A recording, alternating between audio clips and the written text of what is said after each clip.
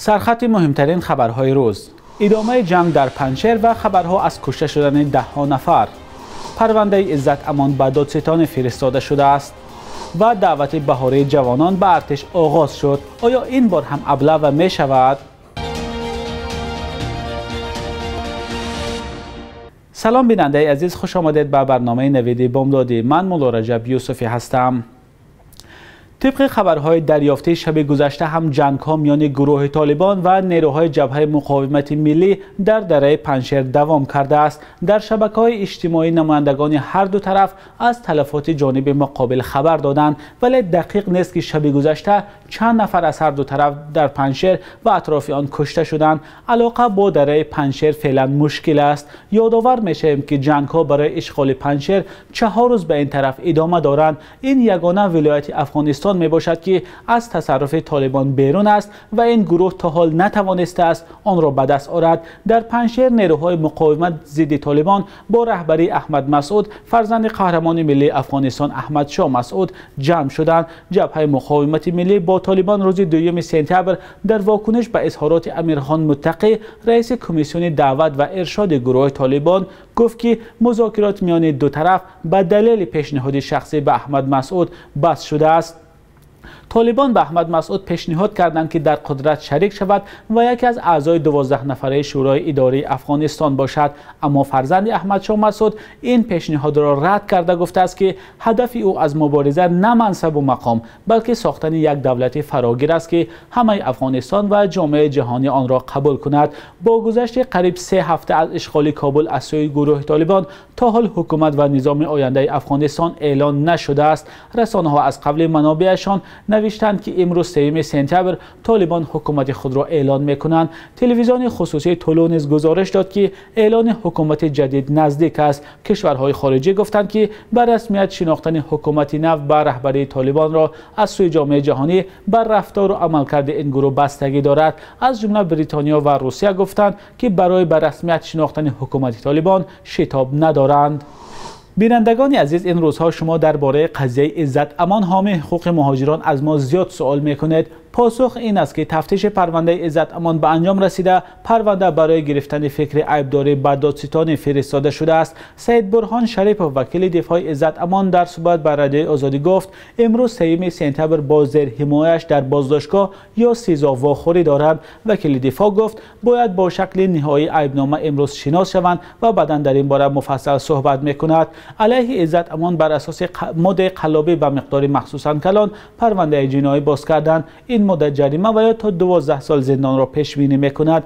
به اطلاع پیوندان عزت امان، مقدار قرضی او در عموم از دعواگران بیش از 1 میلیون روبل روسی است. پیشتر دادستانی کل قرض حامی حقوق مهاجران را 630,000 روبل و 1000 دلار آمریکایی اعلام کرده بود. اما نزدیکان عزت امان میگویند نه همه دعواها اساس دارند. حامی حقوق مهاجران ماه مارس از روسیه اخراج و در دوشنبه بازداشت شده بود. بحث یک جوان تاجیک با شرکت یاقوت 2000 که دلیل مجروح شدنش را در بی‌توجهی رهبریت این شرکت می‌داند دادگاهی شد. سیاوش 25 ساله ماه فوریه امسال وقتی از نزد ساختمان شرکت یاقوت می‌گذشت، آهن پاره از بالا افتید و او را مجروح کرد. مسئولین شرکت گفتند سیاوش از لنته سرخ گذشته است، اما خود سیاوش این را رد می‌کند. جزئیات در گزارش علیشیر ظریفی. سیاوش هرگاهی که از اینجا می‌گذرد خاطرات تلخی را به یاد می‌آورد. 6 ماه قبل از بالای این بنا آهنپاره بر روی پایهایش افتاده او را مجروح کرد. من از همون بنا برآمدم و این راه را عبور کردم. من اینجا مسافه کلان است، از موقع به خطر گذشتم و همین طریق می‌خواستم من برای اساسی ماشین در برام که انا مخصوصا انا در همین جای حادثه رخ داد. این بنا مربوط شرکت ساختمانی یاقوت 2000 است.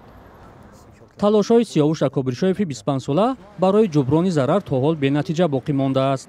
مبلغ را دادم، مبلغ ناچیزی که فقط برای همون تبابت من صرف میشد، ولی برای آینده من بعد من که زیر سوال است، ولی یگان مبلغ برای من ندادم.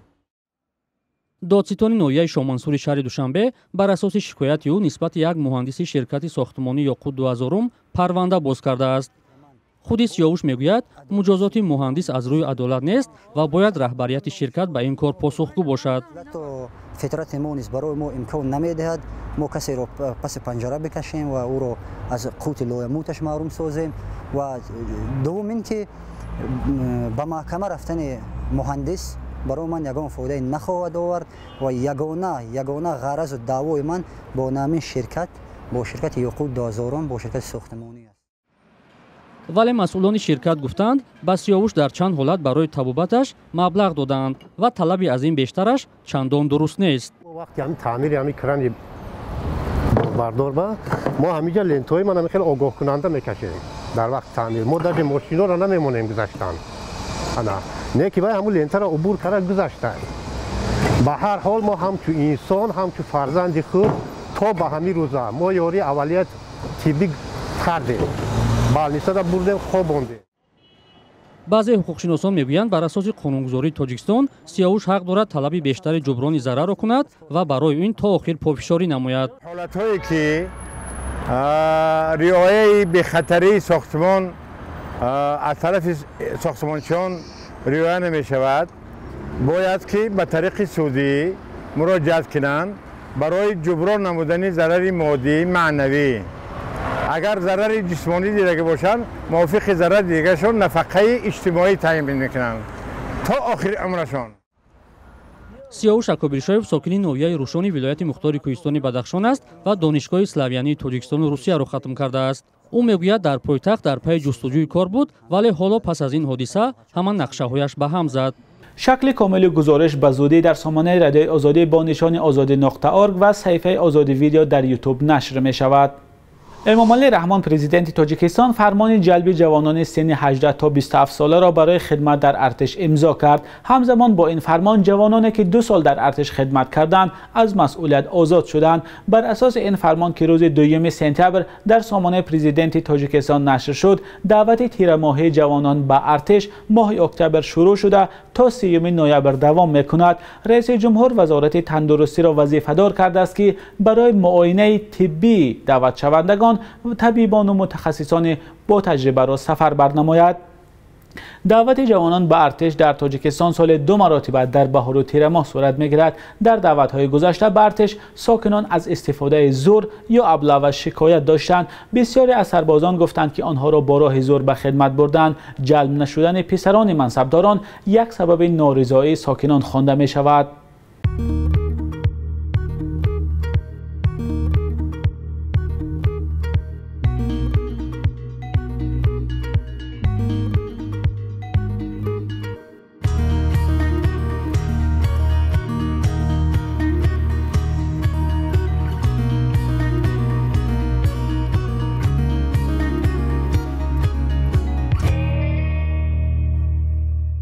بخش یک روزی تاریخ را همکارم خیرمان بخازاده تقدیمتان میکند که مهمترین تحولات تاریخی در روز 3 سپتامبر را فرا میگیرد.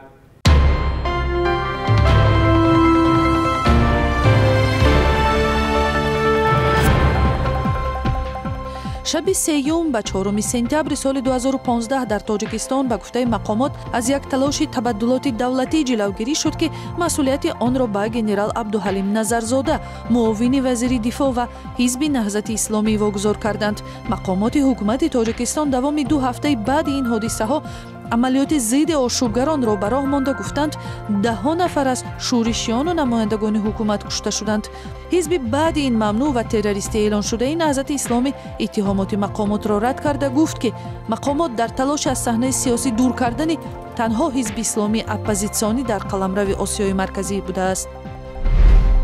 3 сентябри соли 2015 миёни Бонки Миллии Тоҷикистон ва Бонки Мардумии Чин созишномае бо усули своп имзо шуд ки бар асоси он Чин дар муддати 3 соли оянда ба Тоҷикистон тақрибан 3 миллиард 177 миллион юан муодили 500 миллион доллар пул медиҳад.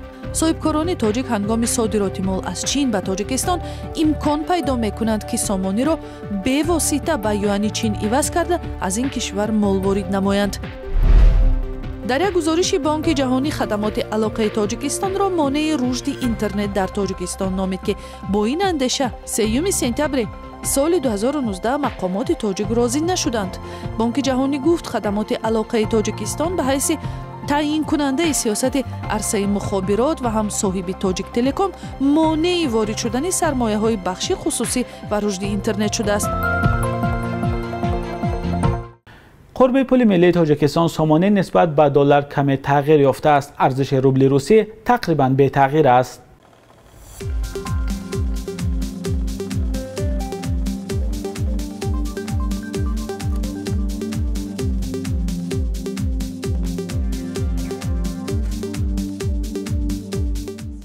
بیننده عزیز، رسیدیم به آخر برنامه نوید بامداد. تشکر که با ما هستید.